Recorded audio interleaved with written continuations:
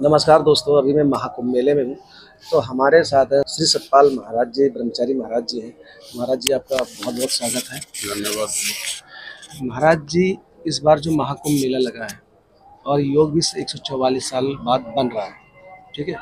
तो कुंभ महाकुंभ या 144 साल बाद जो योग बन रहा है, तो स्नान करने से क्या महत्व है? देखिए, अमृत महोत्सव कुंभ में अमृत महोत्सव के नाम से इलाहाबाद में हम मना रहे हैं। और कुंभ की एक प्रणाली रही है शुरू से ही, आज से नहीं है, ये देवताओं के टाइम से है।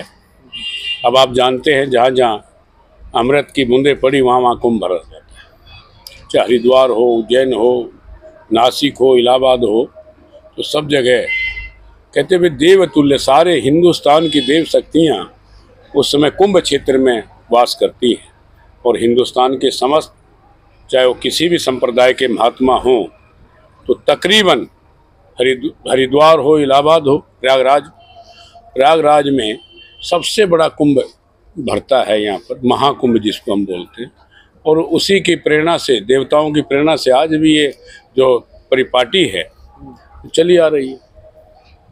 हिंदुओं का सबसे बड़ा सनातन संस्कृति का ये महापर्व है।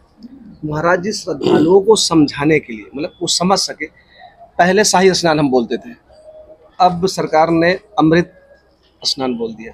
तो दोनों में डिफरेंट क्या है? अगर समानता भी है तो चेंज करने में क्या, अगर सरकार को फायदा है या फिर कुछ उनकी मंशा है जो ऐसे नाम बदल रहे हैं? देखिए, शब्दों का फेर है। हाँ। शाही स्नान महात्मा सज धज के जाते थे, आज भी वही प्रणाली है। सिंहासनों पर बैंड बाजों के साथ नाचते गाते प्रभु का कीर्तन करते हुए जाते थे, आज वही पर है। नाम बदलने से क्या होता है? अमृत महोत्सव ठीक है, शाही स्नान बाबा अपना शाही रूप में जाते थे और आज भी जा रहे हैं। इस बार मैं 1 महीने से लगभग घूम रहा हूँ, ज्यादातर साधु संत नाराज चल रहे हैं। देखिए, मुझे जानकारी नहीं, मैं कल ही आया हूँ। और कुंभ में भाई ये थोड़ी बहुत तो व्यवस्थाएं होती हैं सब जगह, अगर हो रही है तो कोई दिक्कत नहीं होनी चाहिए। जब आप इतने बड़े महाकुंभ में आ रहे हैं, कुछ ना कुछ तो दिक्कत होगी। अब रात में भी आया, मुझे यहाँ 7 बजे पहुँचना था, रात 11:30 बजे मैं यहाँ पहुँचा, तो निश्चित तौर पे कुछ न कुछ, अगर कुछ विशेष होता तो खामियां भी होती है। महाराज जी, अभी पंडालों में आग लगी है। आग लगना एक अलग चीज होता है, लेकिन आतंकी खालिस्तानियों ने जिम्मेदारी ली है, उन्होंने अपने ऊपर जिम्मेदारी ली कि हमने करवाया। मुझे इस बारे में कोई जानकारी नहीं है। और आग ठीक है, शॉर्ट सर्किट से लग सकती है, सिलेंडर से लग सकती है, तो प्रकृति के कोई कभी भी घटना घट सकती है। महाराज जी, यहाँ पे स्वर्गीय मुलायम सिंह की प्रतिमा लगाई गई है, देखिए, तो उस पर विवाद चल रहा है। राजनीति में कुछ लोग अपना इष्ट मानते हैं बड़े नेताओं को। एक युवा ने अपने इष्ट को मानते हुए अस्थायी रूप से, कोई स्थायी रूप से नहीं, हाँ, बिल्कुल अस्थायी रूप से अगर मूर्ति लगा ली, तो मुझे तो इतना नहीं कोई विवाद होना चाहिए।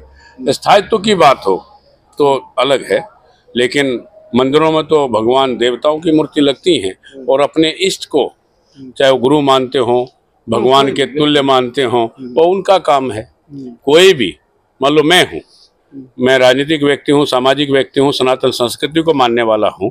मेरे यहाँ भी हमारे माननीय पूर्व मुख्यमंत्री श्री भूपेंद्र हुड्डा जी मुख्य जजमान है हमारे। जय श्री राम। तो महाराज जी, इसमें साधु स्वर्गीय मुलायम सिंह के बारे में 2 धड़े से बढ़ गए हैं, एक सपोर्ट कर रहे हैं और एक सपोर्ट नहीं कर रहे हैं। जो सपोर्ट नहीं कर रहे हैं उनका कहना यह है कि अगर प्रतिमा का विरोध हो रहा है तो वहाँ पे जितने पोस्टर लेंगे उसका भी विरोध होना चाहिए। मेरा ये मानना, कुंभ पहले भी हुए, और मैंने लगभग अपनी 58 साल की उम्र में लगभग 6-7 कुंभ मैंने खुद देखे हैं। 2-3 कुंभ हरिद्वार के, 2-3 इलाहाबाद के, नासिक का भी देखा और उज्जैन का भी देखा। इतना प्रचार ठीक है, पार्टी प्रचार करे, लेकिन भाई इतना प्रचार नहीं। मैंने पहली बार देखा हूँ कि ठीक है, मुख्यमंत्री जी संत हैं, प्रधानमंत्री के साथ जगह जगह हर आश्रम के बाहर या हर उस पे, भाई जब कोरोना फिरा तब भी इनके फोटो थे सब जगह, और अब तो धार्मिक है, ये भी प्रचार का माध्यम मिल गया, सब जगह अपना फोटो लगा रहे हैं। महाराज जी, एक मेरा पर्सनल क्वेश्चन है, जैसे कि यहाँ पे बहुत दूर में, बहुत 40 45 किलोमीटर में मेला शायद लगा हुआ है। तो 40-45 किलोमीटर जब कोई आदमी आता है मेला देखने, तो क्या करता है, कोशिश करता है कि यार मैं घूम लूँ, लेकिन ये पॉसिबल नहीं है। तो क्या सरकार को एक ऐसी व्यवस्था नहीं करना चाहिए कि लोग आराम से आ जा सके और दूसरे को दुविधा भी ना हो? मैं कई मेलों से संबंधित रहा हूँ, हरिद्वार में चेयरमैन भी रहा और फिर भी कुंभ देखे हैं। ठीक है, नज़दीक कहीं पार्किंग होती है। अब 11 किलोमीटर थैला लेके सामान लेके कोई आदमी आता तो दिक्कत होती है भाई। मेरा तो प्रशासन से अगले स्नान के लिए माननीय मुख्यमंत्री जी जो स्वयं संत हैं, उनको चाहिए कि नज़दीक कहीं पंडालों के बीच में या आसपास या थोड़ी दूरी पर भाई 4-5 किलोमीटर तो चल जाता है, 3 किलोमीटर चल जाएगा, लेकिन जब 11-12 किलोमीटर चलना पड़ता है तो दिक्कत होती है। तो कुछ न कुछ व्यवस्था करनी चाहिए। महाराज जी, आप महाकुंभ को लेके इस बार जो लगा है, आपका नजरिया क्या है? खुश नाखुश या कैसे आप अपने? देखिए, अभी तो दूसरा शाही स्नान है, उसके बाद देखेंगे क्या होता है, क्या व्यवस्थाएं हैं। अभी शुरुआत में ये कहना कि बहुत अच्छी व्यवस्था है या बहुत अच्छी नहीं है, ये कहना जल्दीबाजी है। हाँ, बहुत जल्दबाजी है।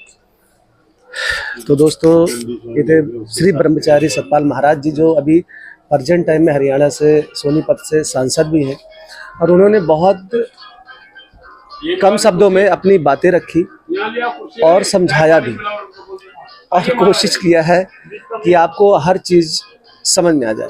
तो दोस्तों, ऐसे ही मैं आपको संत महात्माओं के दर्शन तो कराता रहूँगा, और ऐसे ही शख्स का इंटरव्यू बातचीत हम करेंगे, और उसमें हम आपको हर पहलुओं से बातचीत इनसे करते रहेंगे।